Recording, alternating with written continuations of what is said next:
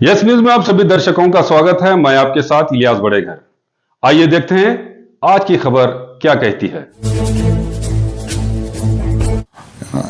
ಈ ದಿವಸ ನಾವು ಬಿಜಾಪುರ ಜಿಲ್ಲಾ ಲೋಕಾಯುಕ್ತ ವತಿಯಿಂದ ಬಿಜಾಪುರ ಜಿಲ್ಲೆಯಲ್ಲಿ DDP ಆಫೀಸ್ ಮತ್ತು ನಗರ ಗ್ರಾಮೀಣ BO ಆಫೀಸ್ಗಳ ವಿರುದ್ಧ ಭಾಳಷ್ಟು ದೂರುಗಳು ನಮ್ಮಲ್ಲಿ ಬಂದಿದ್ದು, ಅದರಲ್ಲಿ ಪ್ರಮುಖವಾಗಿ ಕೆಲವು ಕಡತಗಳನ್ನು ನಾಪತ್ತೆಯಾಗಿರುವ ಬಗ್ಗೆ ನಮ್ಮಲ್ಲಿ ವರದಿಯಾಗಿತ್ತು. ಎರಡನೇದಾಗಿ ಪ್ರತಿಯೊಂದು ಕೆಲಸಗಳು ಕೂಡ ಭಾಳ ವಿಳಂಬವಾಗಿ ಮಾಡ್ತಾಯಿದ್ದಾರೆ. ನೌಕರರ ಪೆನ್ಷನ್ಗಳಾಯಿತು, ನೌಕರರ CG ಗ್ರೌಂಡ್ ಅಪಾಯಿಂಟ್ಮೆಂಟ್ಗಳಾಯಿತು, ಮತ್ತು ಏಡೆಡ್ ಸ್ಕೂಲ್ನಲ್ಲಿ ಅಪಾಯಿಂಟ್ಮೆಂಟ್ಗಳನ್ನು ಕೊಡೋದರಲ್ಲಾಯಿತು. ಪ್ರತಿಯೊಂದು ಕೆಲಸಗಳು ಕೂಡ ಹಣ ಕೊಡದೇನೆ ಅಥವಾ ಮಧ್ಯವರ್ತಿಗಳ ಮುಖಾಂತರ ಬರದೇನೆ ಯಾವುದೇ ಕೆಲಸಗಳನ್ನ ಮಾಡೋದಿಲ್ಲ ಅಂಥೇಳಿ ನಮಗೆ ಸಾಕಷ್ಟು ದೂರುಗಳು ಬಂದಿದ್ದು. ಈ ಬಗ್ಗೆ ನಾವು ಮಾನ್ಯ ಗೌರವಾನ್ವಿತ ಲೋಕಾಯುಕ್ತ ಸಾಹೇಬರ ಗಮನಕ್ಕೆ ತಂದು ಅವರು ಈ ಬಗ್ಗೆ ಒಂದು ಸ್ವಯಂ ಪ್ರೇರಿತ ಪ್ರಕರಣವನ್ನು ದಾಖಲಿಸಿಕೊಂಡು ಮಾನ್ಯ BS ಪಾಟೀಲ್ ಸಾಹೇಬ್ರವರು, ಗೌರವಾನ್ವಿತ ಲೋಕಾಯುಕ್ತ ಸಾಹೇಬರು ನಮಗೆ ವಾರೆಂಟನ್ನು ಕೊಟ್ಟರು. ಆ ವಾರೆಂಟ್ ಆಧಾರದ ಮೇಲೆ ಈ ದಿವಸ ಒಂದು DYSP, 4 ಜನ ಇನ್ಸ್ಪೆಕ್ಟರ್ಸ್ ಮತ್ತು 30ಕ್ಕೂ ಹೆಚ್ಚು ಸಿಬ್ಬಂದಿಗಳನ್ನು ಒಳಗೊಂಡಂಥ ತಂಡಗಳನ್ನು ಮಾಡಿ ಈ 3 ಕಚೇರಿಗಳನ್ನ ಇವತ್ತು ಶೋಧನೆ ಮಾಡ್ತಾಯಿದ್ದೀವಿ. ಈ ಶೋಧನೆ ಕಾಲಕ್ಕೆ ಸಾರ್ವಜನಿಕ ಶಿಕ್ಷಣ ಇಲಾಖೆಯಲ್ಲಿ ವ್ಯಾಪಕವಾಗಿರುವಂತಹ ವಿಳಂಬ ನೀತಿಯನ್ನು ಅನುಸರಿಸುವುದು ಕಂಡುಬರ್ತಾ ಇದೆ. ಈ ಶೋಧನೆ ಇಂದು ಈ ಸಮಯಕ್ಕೆ ಮುಕ್ತಾಯಗೊಳಿಸಿದ್ದೀವಿ ಮತ್ತು ಇದು ನಾಳೆ ಕೂಡ ಮುಂದುವರಿಯುತ್ತದೆ. ಇದರಲ್ಲಿ ಬಹಳಷ್ಟು ನ್ಯೂನತೆಗಳು ಕಂಡುಬರ್ತಾಯಿದೆ. ಪ್ರಪ್ರಥಮವಾಗಿ ಶಿಕ್ಷಣ ಇಲಾಖೆಯಲ್ಲೇ ಸ್ವಚ್ಛತೆ ಇಲ್ಲದೆ ಇರೋದು ಗಮನಕ್ಕೆ ಬಂದೈತೆ. ಮತ್ತು ಪಠ್ಯ ಪುಸ್ತಕಗಳನ್ನು ಈ ಜಿಲ್ಲೆಗೆ ಎಷ್ಟು ಬೇಕು ಅದಕ್ಕಿಂತ ಹೆಚ್ಚಿನ ಪಠ್ಯಪುಸ್ತಕಗಳನ್ನು ತರಿಸಿ ಅವುಗಳನ್ನೆಲ್ಲ ಯಾವುದೇ ಉಪಯೋಗ ಮಾಡದೇ ಡಂಪ್ ಮಾಡಿರೋದು ಕೂಡ ನಮ್ಮ ಪರಿಶೀಲನೆ ವೇಳೆಯಲ್ಲಿ ಈ ಸದ್ಯಕ್ಕೆ ಕಂಡುಬಂದಿದೆ.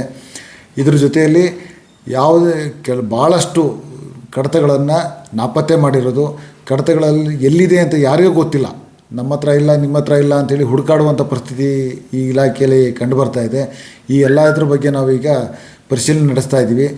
ಈ ಬಗ್ಗೆ ಯಾರ್ಯಾರು ತಪ್ಪಿತಸ್ಥ ಅಧಿಕಾರಿಗಳಿದ್ದಾರೆ ಅವರ ವಿರುದ್ಧ ಕ್ರಮ ಕೈಗೊಳ್ಳಲು ನಾವು ನಮ್ಮ ಗೌರವಾನ್ವಿತ ಲೋಕಾಯುಕ್ತ ಸಾಹೇಬರಿಗೆ ಶಿಫಾರಸು ಮಾಡಿ ಅವರ ವಿರುದ್ಧ ಸೂಕ್ತ ಕ್ರಮವನ್ನು ಕೈಗೊಳ್ತೀವಿ. ಸರ್, ಕಡತಗಳು ಗಾಯಬಾಗಿದ್ದಾವೆ, ಯಾವ ವಿಷಯದಿಂದ ಯಾವ ವಿಷಯವಾಗಿ ಅದು ಇನ್ನೂ ಪರಿಶೀಲನೆ ಮಾಡ್ತಾ ಇದ್ದೀವಿ. ಇನ್ನೂ ಕೂಡ ಪರಿಶೀಲನೆ ಹಂತದಲ್ಲಿರೋದ್ರಿಂದ ಪೂರ್ಣವಾದ ವಿವರ ನಾವು ನಾಳೆ ಸಿಗ್ಬೋದು ನಮಗೆ. ಸ್ವಲ್ಪ ಏಜೆಂಟ್ದು ಕಾಟ ಜಾಸ್ತಿ ಆಗಿದೆ ಅಂದರೆ ಒಂದು ಇದು ಬಂದಿದೆ. ಅದ್ರ ಬಗ್ಗೆನೂ ಕೂಡ ನಾವು ಈಗ ಪರಿಶೀಲನೆ ಮಾಡ್ತಾ ಇದ್ದೀವಿ. ಏಜೆಂಟ್ಗಳು ಇದರಲ್ಲಿ ಇವತ್ತು ನಾವು ದಾಳಿ ಮಾಡೋವಂಥ ಸಮಯದಲ್ಲಿ 11 ಗಂಟೆಗೆ ನಾವೆಲ್ಲ ಏಕಕಾಲಕ್ಕೆ 3 ಕಚೇರಿಗಳ ಮೇಲೆ ದಾಳಿ ಮಾಡಿದೋ. ಆ ಸಮಯದಲ್ಲಿ ನಮ್ಮಲ್ಲಿ ಯಾವ ಏಜೆಂಟ್ಗಳು ಕಂಡು ಬಂದಿಲ್ಲ, ಬಟ್ ದೂರುಗಳಿವೆ. ಈ ಬಗ್ಗೆ ಕೂಡ ಪರಿಶೀಲನೆ ಮಾಡ್ತಾಯಿದ್ವಿ. ಈಗ ಕಡತಗಳೆಲ್ಲ ಕೆಲಸಗಳನ್ನು ಪೆಂಡಿಂಗ್ ಇಟ್ಟಿದ್ದಾರೆ ವಿನಾಕಾರಣ ಅಂತೇಳಿದ್ರೆ ಅದಕ್ಕೆ ಕಾರಣ ಬೇರೆ ಇರೋದಿಲ್ಲ, ಅದು ಭ್ರಷ್ಟಾಚಾರಕ್ಕೋಸ್ಕರನೇ ಇಟ್ಟಿರುವಂಥ ಸಾಧ್ಯತೆಗಳಿರ್ತವೆ. ಈ ಬಗ್ಗೆ ನಾವು ಪರಿಶೀಲನೆ ಮಾಡ್ತೀವಿ, ತನಿಖೆ ಕೂಡ ಮಾಡ್ತೀವಿ. Last time sir D grade ನೌಕರರು ಟ್ರಾನ್ಸ್ಫರ್ದಲ್ಲಿ ಫೈಲ್ಗಳನ್ನು ಗಾಯಪಡಿದ್ದಾರೆ ಅಂತೇಳಿ ಒಂದು ಆರೋಪ ಮಾಡಿದ್ದಾರೆ ಸರ್. ಅದನ್ನು ನಾವು ವರದಿ ಕೂಡ ಮಾಡಿದ್ದೀವಿ. ಈಗ ಆ ಬಗ್ಗೆಯೂ ಕೂಡ ನಾವು ಈಗ ಪರಿಶೀಲನೆ ಮಾಡ್ತಾಯಿದ್ದೀವಿ. ಒಂದು ಡಿ ಗ್ರೂಪ್ ನೌಕರರಾಯಿತು, ಶಿಕ್ಷಕರ ವರ್ಗಾವಣೆಗಳಾಯಿತು, ಅತಿಥಿ ಶಿಕ್ಷಕರ ನೇಮಕ ಆಯಿತು, ಈ ಎಲ್ಲ ವಿಭಾಗಗಳಲ್ಲೂ ಕೂಡ ಸಾಕಷ್ಟು ದೂರುಗಳಿವೆ. ಇವೆಲ್ಲವನ್ನು ಕೂಡ ನಾವು ಪರಿಶೀಲನೆ ಮಾಡ್ತಾಯಿದ್ದೀವಿ. ಸರ್, ಹಣ ತಗೊಂಡು ಬಿಜಾಪುರ ನಗರಕ್ಕೆ ಒಂದು 200 ಸ್ಕೂಲನ್ನು ಸ್ಯಾಂಕ್ಷನ್ ಮಾಡೋದು, ಅದನ್ನು ಮಾಹಿತಿ ಈ ಬಗ್ಗೆನೂ ಕೂಡ ನಾವು ಪರಿಶೀಲನೆ ಮಾಡ್ತಿದ್ವಿ. ಅದು BO ಆಫೀಸ್ಗೆ ಸಂಬಂಧಪಟ್ಟಂಥದ್ದು ಅಂತೇಳಿ ನಮಗೆ ದೂರಿದೆ. ಅದನ್ನು ತಮಗೆ ಹೇಳಿದ ಅನುದಾನ ಶಾಲೆಗಳಲ್ಲಿ ಶಿಕ್ಷಕರ ನೇಮಕಾತಿ ಬಗ್ಗೆ, ಸಿಬ್ಬಂದಿಗಳ ನೇಮಕಾತಿ ಬಗ್ಗೆ, ಅನುದಾನ ರಹಿತ ಶಾಲೆಗಳಿಗೆ ಅನುಮತಿ ಕೊಡೋ ಬಗ್ಗೆ, ಕೆಲವನ್ನ ಯಾವುದೇ ದಾಖಲೆಗಳಿಲ್ಲದೆ ಇದ್ರೂ ಅನುಮತಿ ಕೊಟ್ಟಿದ್ದಾರೆ, ಕೆಲವು ಎಲ್ಲ ದಾಖಲೆಗಳನ್ನು ಕೊಟ್ಟಿದ್ದರೂ ಕೂಡ ತಿರಸ್ಕಾರ ಮಾಡಿದ್ದಾರೆ ಅಂತ ಕಂಡುಬಂದೈತೆ ಅಂತ ತಿಳಿಸಿದ್ದಾರೆ. ಇವೆಲ್ಲವನ್ನು ಪರಿಶೀಲನೆ ಮಾಡ್ತೀವಿ. ಯಾರು ತಪ್ಪಿತಸ್ಥ ಮಾಡಿದ್ದಾರೆ, ತಪ್ಪಿತಸ್ಥ ಅಧಿಕಾರಿಗಳು ಯಾರು ಸಿಬ್ಬಂದಿಗಳಿದ್ದಾರೆ ಅವರ ವಿರುದ್ಧ ಕ್ರಮ ಶೀಘ್ರವಾಗಿ ಆಗುತ್ತೆ. ಸರ್, ನಾಳೆ ಆಗುತ್ತೆ ಅಂತ ಸರ್. ಆಮೇಲೆ ಅಂದರೆ ಆಫೀಸ್ನಾಗಿ ನೋಡಿದಂದರೆ ಯಾವುದು CC ಕ್ಯಾಮ್ರಾ ಇಲ್ಲ, ಯಾವುದು ಬರ್ತದೆ ಯಾವುದು ಹೋಗ್ತದೆ, ಅದು ಏನೂ ರೆಕಾರ್ಡ್ ಇಲ್ಲ ಸರ್. ಹೌದು, ಈ ಬಗ್ಗೆ ನಾವು ಈಗ ಆಲ್ರೆಡಿ ನಾನು ಮೇಲಧಿಕಾರಿಗಳ ಗಮನಕ್ಕೆ ತಂದಿದ್ದೀನಿ, ಆ ಇಲಾಖೆ ಮೇಲಧಿಕಾರಿಗಳ ಗಮನಕ್ಕೆ. ಅವರು ಕೂಡ ಇದ್ರ ಬಗ್ಗೆ ಕ್ರಮ ಕೈಗೊಳ್ತೀವಿ ಅಂತ ಹೇಳಿದ್ದಾರೆ. ಅದು ವರದಿನೂ ಕೂಡ ನಾವು ನಮ್ಮ ಈ ದಾಳಿ ಇದರಲ್ಲಿ ತಂದು ನಮ್ಮ ಲೋಕಾಯುಕ್ತ ಸಾಹೇಬ್ರ ಗಮನಕ್ಕೂ ಕೂಡ ತರ್ತೀವಿ. ನಾವು ಇದನ್ನು ಅಲ್ಲಿ ಅದೇ ಮುಖಾಂತರ ಸರ್ಕಾರದ ಗಮನಕ್ಕೂ ಇದನ್ನು ತರ್ತೀವಿ. ಆಮೇಲೆ ಸರ್ ಭ್ರಷ್ಟಾಚಾರ ಬಗ್ಗೆ ಏನು ಬಂದಿಲ್ಲ ಸರ್ ಕಣ್ಣಿಗೆ?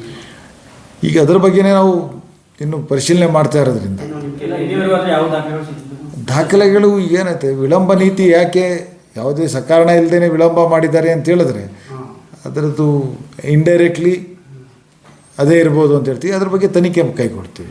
ಅದಕ್ಕೆ ಹೌದು, ಈಗ ನೀವು ಯಾಕೆ ಪೆಂಡೆನ್ಸಿ ಇಟ್ಟಿದ್ದೀರಿ, ಯಾಕೆ 1 ತಿಂಗಳು 2 ತಿಂಗಳು ಅದು ಬರಲ್ಲ, ವರ್ಷಾನುಗಟ್ಟಲೆ ಪೆಂಡೆನ್ಸಿ ಇರೋದು ಕೂಡ ಕಂಡು ಬರ್ತದೆ. ಆವಾಗ ಅವರು ಸಮರ್ಪಕವಾಗಿ ಉತ್ತರ ಕೊಟ್ಟಿಲ್ಲ ಅಂದರೆ ಅದರ ಉದ್ದೇಶ ಅದೇ ಇರ್ತದೆ. ಈ ಬಗ್ಗೆ ಕೂಡ ತನಿಖೆ ನಡೀತಿದೆ.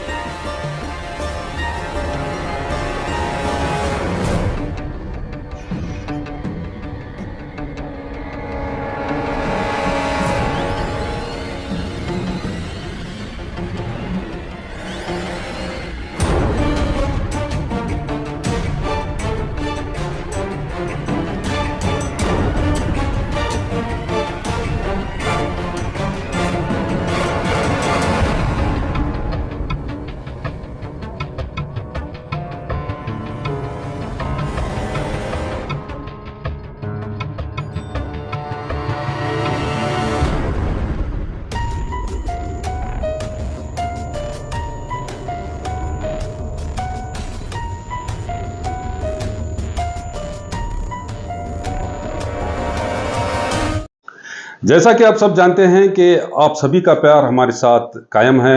इसी तरह से हमारे इस चैनल को प्यार करते रहिए और हमारी सारी खबरों को लाइक, शेयर और सब्सक्राइब करना ना भूलिए। हमारा यही मकसद है कि आपको हर खबर जो है, जैसा है वैसा ही आपको हम दिखाते रहेंगे, ना किसी का पक्ष लेंगे, ना किसी के विरोध में जाएंगे। हमारे कदम सच के साथ।